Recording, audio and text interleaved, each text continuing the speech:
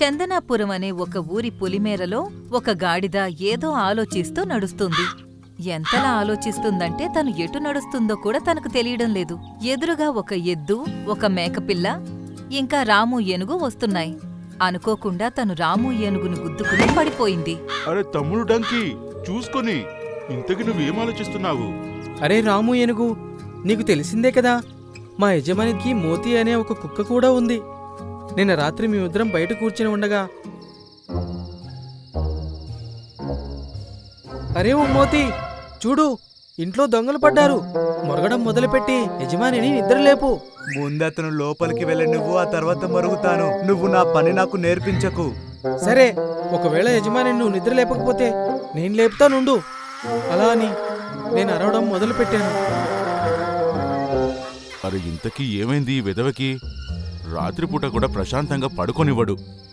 నా యజమాని లేచొచ్చి కర్ర తీసుకొని నన్ను బాగా కొట్టాడు. యజమాని నన్ను కొట్టడం చూసి మోతి చాలా సంతోషించాడు. అలా అయితే నీకు చాలా అన్యాయం జరిగింది. అన్యాయం అయితే జరిగింది, కానీ నా దగ్గర ఒక ప్లాన్ ఉంది. దాంతో నేను నా పగ తీర్చుకోవచ్చు. అలాగా? అయితే సరే, అదేంటో మాకు చెప్పు. మేం కూడా నీ స్నేహితులమే. మేము తప్పకుండా నీకు సహాయం చేస్తాము. ఆ గాడిద వాళ్ళకి ఏం ప్లాన్ చెప్పిందో ఏమో తెలీదు. సాయంత్రం సమయంలో చాకలివాడు బట్టలు ఉతుకుతున్నాడు. డంకీ ఇంకా మోతి తన ప్లేస్లో కూర్చుని ఉన్నాయి. అప్పుడే రెండింటికి మొరిగే శబ్దం వినిపించింది. అప్పుడు మోతి ముందుకు చూస్తే అక్కడ ఒక అందమైన డాగీ నిలబడి ఉంది. అరే వా, ఆ డాగీ ఎంత అందంగా ఉందో. మోతి లేచి తన దగ్గరకు వెళ్లి నిలబడింది. హలో, నా పేరు మోతి. మరి నీ పేరేంటి? నా పేరు క్రిస్టి. చాలా మంచి పేరు. నువ్వెక్కడుంటావు? మా ఇల్లు వెనక సందులో ఉంది. అవి రెండు చాలాసేపు మాట్లాడుకున్నాయి. ఆ తర్వాత మోతి ఇలా అంది. యజమాని వచ్చే సమయం అయింది, ఇంక నేను వెళ్తాను. ఇంకాసేపు ఉండొచ్చు కదా, ఏదైనా మాట్లాడుకుందాం. లేదు లేదు, నేను ఆగలేను. నేను వెళ్తున్నాను. రేపు మళ్ళీ కలుద్దాం. అలా అని మోతి తిరిగి వచ్చేసింది. షిట్, వీడు తిరిగి వచ్చేశాడు. నాకు అనిపించింది యజమాని తనిక్కడ లేకపోవడం చూసి తిరిగొచ్చాక తనని బాగా కొడతాడు అనుకున్నాను. సాయంత్రం పూట గాడిద గడ్డి తినడానికి అడవికి వెళ్ళినప్పుడు అది తన స్నేహితుల్ని కలిసింది. అందులో క్రిస్టి కూడా ఉంది. నువ్వు ఇంత చిన్న పని చేయలేకపోయావేంటి క్రిస్టి? తను యజమాని రాకముందే నిన్ను వదిలేసి వచ్చేశాడు. అరే వచ్చేస్తే ఏమైంది, ఏం పర్వాలేదు. నేను రేపు మళ్ళీ ప్రయత్నిస్తాను. నేను తనని కొట్టించే తీరుతాను. లేదు, తను అలా ఒప్పుకోడు. నా దగ్గర ఇంకో అద్భుతమైన ప్లాన్ ఉంది. గాడిద వాటికి ఏదో కొత్త ప్లాన్ గురించి చెప్పింది. రాత్రి సరిగ్గా 11 గంటలకి చాకలివాడు ఇంటికి వచ్చాడు. మోతి ఇంకా గాడిద వాటి స్థానాల్లో కూర్చుని ఉన్నాయి.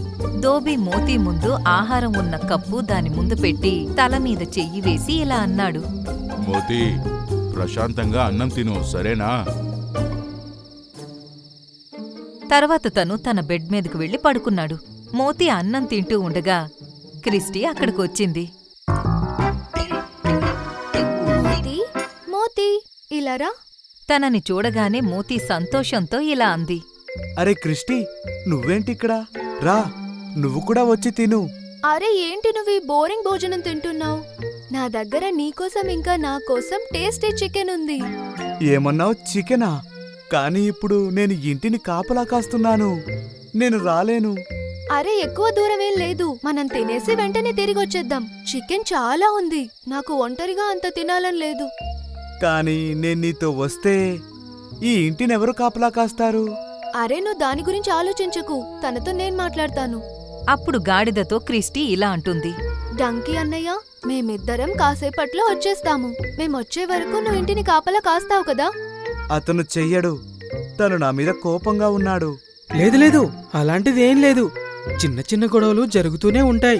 నువ్వు వెళ్ళి ప్రశాంతంగా తినిరా, ఇక్కడ నేను చూసుకుంటాను. గాడిద మాట విని మోతి ఆశ్చర్యపోయింది. పద ఇంకా వెళ్దాం, చికెన్ చల్లగా అయిపోతుంది. మోతి క్రిస్టితో కలిసి బయలుదేరింది. ఆ క్రిస్టి, ఎక్కువ దూరం అయితే లేదు కదా? అరే లేదు, దగ్గర్లోనే ఉంది. అదిగో ఆ ఇంట్లోనే ఉంది. ఎదురుగా వాళ్ళకి ఒక గుడిసె కనిపించింది. అలాగా, దాని లోపలుందా? రెండూ వేగంగా అడుగులు వేస్తూ ఆ ఇంటి వైపుకు బయలుదేరాయి. ఇంకోవైపు ఏనుగు మేకపిల్ల ఇంకా ఎద్దు మోతీ ఇంటి వైపుకు వస్తున్నాయి. ఇప్పుడు మనం ముగ్గురం వెళ్ళి మోతీ ఇంటి దగ్గర చాలా గందరగోళం సృష్టిద్దాము. ఇంట్లో ఉన్న వస్తువులన్నిటినీ పాడు చేసేద్దాము. అప్పుడు మన స్నేహితుడు డంకీ యొక్క పగ పూర్తిగా తీరుతుంది. ఎక్కడున్నారు ఈ ముగ్గురు? ఈ పాటికి వచ్చేయాలి కదా. ఇంకోవైపు మోతీ ఆ ఇంటికి చేరుకుంది. అక్కడికి చేరుకుని క్రిస్టి ఆగిపోయింది. మోతీ, ముందు నువ్వే లోపలికెళ్ళి చూడు. ఆ, నేనెందుకు లోపలికి వెళ్ళాలి? నువ్వు కూడా నాతో పాటు పద. లేదు, నాకు భయం వేస్తుంది. ఒకవేళ ఇంటి యజమాని మేలుకొనుంటే నాకు చాలా ఇబ్బంది అవుతుంది. ముందు నువ్వు లోపలికెళ్ళి చూడు. చికెన్ దగ్గర ఎవరైనా ఉన్నారో లేదో చూడు. ఆ తరువాత అక్కడ ఎవ్వరూ లేకపోతే నువ్వు వచ్చి నన్ను పిలు, నేను వచ్చేస్తాను. అప్పుడు మోతీ ఆలోచిస్తుంది. నిన్న డంకీకి నా వల్లే దెబ్బలు పడ్డాయి. అయినా తను ఏమీ ఆలోచించకుండా తను నా బదులు ఇంటికి కాపలా కాస్తున్నాడు. ఉన్నట్టుండి క్రిస్టి నాకు చికెన్ తినిపించాలని ఎందుకు అనుకుంది? ఏమైంది? ఏం ఆలోచిస్తున్నావు?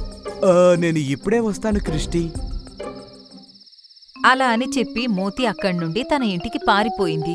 అరే మోతీ, కాస్త ఆగు. ఎక్కడికి పారిపోతున్నావు? తప్పకుండా అది డంకీ ప్లానే. నేను వెళ్ళడానికి ఆలస్యం అవ్వకూడదు. అలా అంటూ తను తన అడుగులు వేగాన్ని ఇంకాస్త పెంచింది. 5-10 నిమిషాలు ఆగకుండా పరిగెత్తి తన ఇంటికి చేరుకుంది. అక్కడికి వెళ్లి తను ఏం చూసిందంటే ఏనుగు మేకపిల్ల ఇంకా ఎద్దు డంకీ దగ్గర నిల్చున్నాయి. మీరు వెంటనే ఇక్కడ గందరగోళం సృష్టించండి. ఇంట్లో ఉన్న ప్రతి వస్తువుని నాశనం చేసేయండి. యజమాని లేచాక అంతా నాశనం అయిపోయిందని చూసి చాలా బాధపడతాడు. అలాగే ఇంట్లో మోతీ లేడని తనకి తెలిస్తే తనకి మోతీ మీద చాలా కోపం వస్తుంది.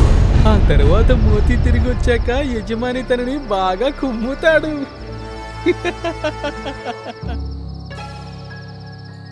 అప్పుడే మోతీ అక్కడికి చేరుకుని ఇలా అంది. నువ్వు అనుకున్నది ఏదీ జరగదు. మోతీకి తన పనిని బాధ్యతగా చేయడం బాగా తెలుసు. అలా అని తను గట్టిగట్టిగా మొరగడం మొదలుపెట్టింది. అరే అరే, అందరూ పారిపోండి. ఇంతలోనే యజమానికి మెలకు వచ్చింది. అరే, ఇన్ని జంతువులొచ్చాయా? అతను కర్ర తీసుకుని ఆ 3 జంతువుల వెంట పడ్డాడు. ఏనుగుకి 2 దెబ్బలు పడ్డాయి. అలాగే 5 దెబ్బలు ఎద్దుకి. ఆ తర్వాత ఆ 3 అక్కడి నుండి తప్పించుకుని పారిపోయాయి. చాలా అద్భుతం మోతీ. నువ్వు లేకపోయుంటే ఈరోజు ఎంత నష్టం జరిగిపోయుండేదో. అప్పుడు మోతీ తన ప్లేస్కి వెళ్లి కూర్చుని గాడిదని ఎక్కిరించడం మొదలుపెట్టింది. డంకీ, నువ్వు గాడిదవి గాడిదలాగానే ఉంటావు. తెలివి తక్కువడా. అది విని గాడిద తను పళ్ళు కొరుక్కోవడం మొదలుపెట్టింది. మరుసటి రోజు గాడిద గడ్డి తినడానికి అడవికి వెళితే ఏనుగు ఇంకా ఎద్దు తన ముందుకు వచ్చాయి. నీ పగ తీర్చుకోవడంలో మాకు చాలా దెబ్బలు పడ్డాయి. ఇప్పుడు మేము నీ మీద పగ తీర్చుకుంటాం. లేదు లేదు, అందులో నా తప్పేమీ లేదు. అలా అని గాడిద పరిగెత్తింది. ఏనుగు ఇంకా ఎద్దు కూడా తన వెంట పరిగెత్తాయి. అరే కాపాడండి, ఎవరైనా కాపాడండి. ఈ రోజు తర్వాత ఎవరి చెడు కోరుకోను, కాపాడండి. చూడండి, నేను ఒక్కడనే దీన్ని ఎలా ఎత్తుతానో. గొల్లబామ ఆ టమాటోని ఎత్తడానికి ప్రయత్నించింది. కాని టమాటో చాలా బరువుగా ఉంది. అయ్యో, ఇది చాలా బరువుగా ఉంది. ఇప్పుడు ఈ రెండింటిని మీ ఇంటికి నేను ఎలా తీసుకురావాలి? అది నవంబర్ మాసం. ఒక గొల్లబామ నేల మీద కూర్చుని గడ్డి తింటోంది. అబ్బబ్బబ్బా, జీవితం చాలా బాగుంది. ప్రతిరోజు పచ్చిగడ్డి తినడం, ఇంకా రోజంతా హాయిగా అలా తిరుగుతూ మజా చేయడం. తను చాలాసేపటి వరకు గడ్డి తినింది. ఇంకా మిగిలిన గడ్డిని పడేసింది. అప్పుడు ఒక పావురం తన దగ్గరకొచ్చి ఆగింది. అయ్యయ్యో, ఏం చేస్తున్నావు నువ్వు? నువ్వు ఎంత గడ్డి తినగలవో అంతే తెంపాలి కదా. ఇప్పుడు మిగిలిపోయిన గడ్డి రాత్రి లోపల దానంతటా అది ఎండిపోతుంది కదా. గడ్డి దానంతటదే పెరిగింది. నువ్వేమైనా పెంచావా ఏంటి? నువ్వెందుకు అన్ని మాటలు అంటున్నావు? నేనెప్పుడూ ఇలానే చేస్తాను. అలా చెప్పి గొల్లబామ ఆకాశంలోకి ఎగిరిపోయింది. పెద్ద చెప్పడానికొచ్చాడు తెంగరదవా. తను కొంతసేపటి వరకు అలా ఎగురుతూనే ఉంది. ఇంకా అప్పుడు తనకి భూమి మీద ఒక ఎర్రటి టమాటో కనపడింది. ఓరి దేవుడో, టమాటో! తను టమాటా దగ్గరకు వెళ్ళింది. ఇంకా దాన్ని చూస్తూ ఆనందపడుతూ పాట పాడ్డం మొదలుపెట్టింది. ఈ టమాటో చాలా బాగుంది. ఆ టమాటో చాలా బాగుంది. టమాటో చాలా బాగుంది. అప్పుడది వెంటనే టమాటా దగ్గరకు వెళ్లి దాన్ని తినడం మొదలుపెట్టింది. దీని టేస్ట్ ఎంత బాగుందో అసలు. చాలా రుచికరంగా ఉంది. అలా తింటూ తింటూ తను సగం టమాటోని పూర్తి చేసింది. ఇంకా అప్పుడే 6 చీమలు అక్కడకు వచ్చాయి. అయ్యో, ఏం చేస్తున్నావు నువ్వు? నువ్వు మా టమాటోని తినేశావు. మీ టమాటోనా? ఇది ఇక్కడే నేల మీద పడి ఉంది. అయ్యో, అలా కాదు అన్నా. ఈ టమాటోని ఇక్కడికి నేను తీసుకొచ్చాను. అప్పుడే నా కాలికి దెబ్బ తగిలింది. అప్పుడు మేము దాన్ని ఎత్తలేకపోయాము. అందుకే నేను ఇంకో 2 స్నేహితుల్ని తీసుకురావడానికి వెళ్ళాను. మేమిక్కడికి వచ్చేలోపు నువ్వు దీన్ని మొత్తం తినేశావు.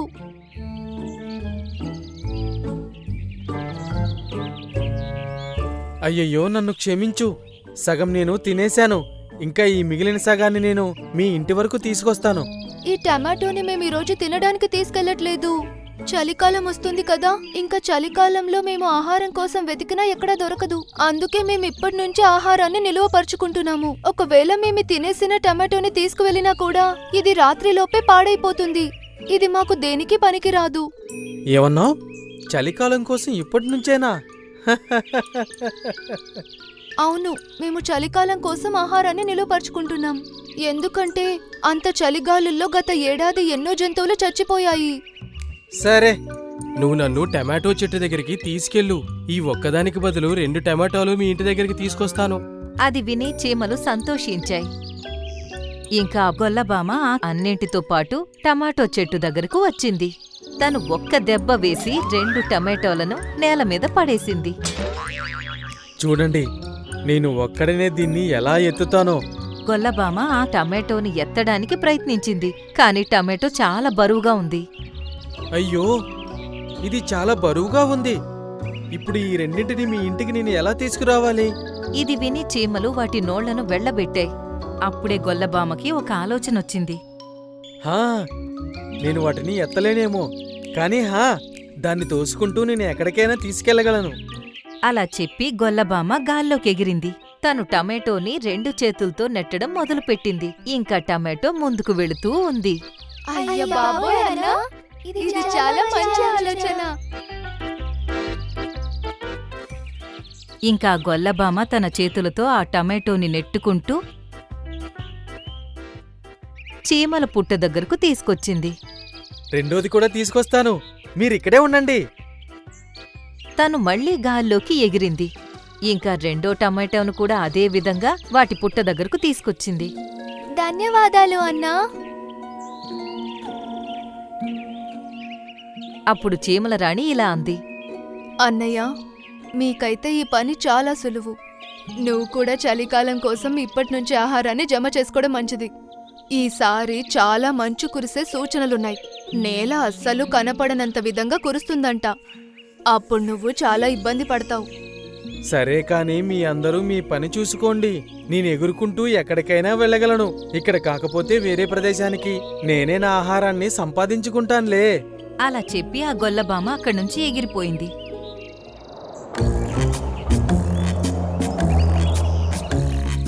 కొన్ని రోజుల్లోనే చీమలన్నీ చాలా ఆహారాన్ని భద్రపరిచాయి. అవన్నీ వాటి పుట్టలో కూర్చున్నాయి. అప్పుడే కొన్ని చీమలు అక్కడికి వచ్చాయి. పదండి, మీరందరూ వెంటనే ఈ పుట్టని ఖాళీ చెయ్యండి. అయ్యో, మేము చాలా కష్టపడి ఈ ఆహారాన్నంతా భద్రపరిచాము. ఇంకా ఇది మా పుట్ట. మరి మేమెందుకు వదిలి వెళ్ళాలి? చూడు, చలి చాలా విపరీతంగా ఉంది. ఇప్పుడు వెళ్ళిపోండి, లేదంటే తర్వాత వెళ్ళలేరు కూడా. ఇప్పుడు 2 చీమల మధ్య గొడవ మొదలైంది. అప్పుడే గొల్లబామ కూడా అటువైపు నుంచి వెళుతోంది. ఏంటిది? ఈ చీమల పుట్ట నుండి ఎందుకు అరుపులు వినిపిస్తున్నాయి? ఆ గొల్లబామ వెంటనే లోపలికి వెళ్ళింది. అది ఎగురుకుంటూ వెళ్లి చీమల ముందు నిలబడింది. ఏంటి విషయం? ఎందుకు మీరందరూ ఇలా అరుచుకుంటున్నారు? అన్నయ్య, ఒకసారి చూడు. ఈ చీమ మా మీద దౌర్జన్యానికి వస్తోంది. చెప్తోంది పుట్టని ఖాళీ చెయ్యాలని. ఏంట్రా, మీరెందుకు వీళ్ళని ఇక్కడి నుండి వెళ్ళమంటున్నారు? ఇది వాళ్ళ ఇల్లు. ఇంకా దీంట్లో పెట్టిన ఆహారం కూడా వీళ్ళదే. మాకు ఉచిత సలహాలు ఇవ్వడానికి ప్రయత్నించకు. నీ పని నువ్వు చూసుకో. ఇక ఇక్కడి నుండి వెళ్ళిపో, అర్థమైందా? అవునా? నేను నా పని చూసుకోవాలా? సరే, నేనేం చేయగలనో నీకు చూపిస్తాను. అప్పుడు ఆ గొల్లబామ గాల్లోకి ఎగిరి చీమలన్నింటినీ కొట్టడం మొదలుపెట్టింది. అయ్యో అయ్యో అయ్యో, వీడు మా వీపుల్ని విరిచేస్తాడేమో. వెళ్ళిపోతామన్నా వెళ్ళిపోతాము, ఆగు. అది విని గొల్లబామ ఆగిపోయింది. ఇంకా చీమలన్నీ అక్కడ్నుంచి పారిపోయాయి. చాలా బాగా చేసావన్నయ్య, మీకు చాలా చాలా ధన్యవాదాలు. ఏమీ పర్వాలేదు ప్రియమైన చీమలు, ఇంక నేను వెళ్తాను. పుట్ట నుంచి వచ్చేశాక తను సాయంత్రం వరకు తిరుగుతూనే ఉంది. ఇప్పుడు చలి బాగా పెరిగిపోయింది. తనకి ఆకలి కూడా వేస్తోంది. ఇంకా ఎగరడంలో కూడా బాగా ఇబ్బంది పడుతుంది. అయ్యో, నేల మీదంతా మంచుతో నిండిపోయింది. ఒక గడ్డిపోచ కూడా కనిపించట్లేదు. మరి నేనింక ఏం తినాలి? తను ముందుకు వెళ్లాలనుకుంటుంది కాని చలి కారణంగా తన రెక్కలు కూడా ఆడించలేకపోయింది.